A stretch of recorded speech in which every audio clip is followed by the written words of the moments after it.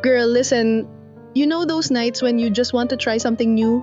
I signed up for a late night cooking class, pero hindi ko in-expect na siya ang magiging chef. Tall, clean-cut, with that mysterious half smile that made the room feel warmer.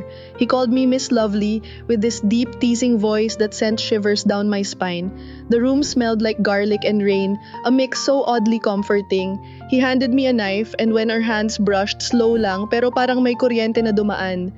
Every time he leaned in to check my chopping, my heart skipped a beat like a secret rhythm only we knew. Sabay kami naglagay ng herbs sa pot.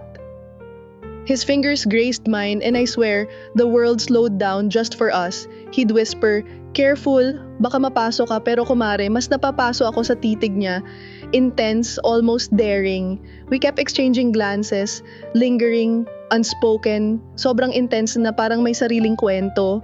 Then, habang naglalagay ako ng salt, he reached over, steadying my wrist, eyes locked sa akin.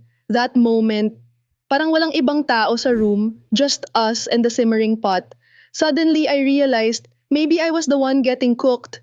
Tell me, have you ever felt instant chemistry with a total stranger? Or is it just me, marupok as always?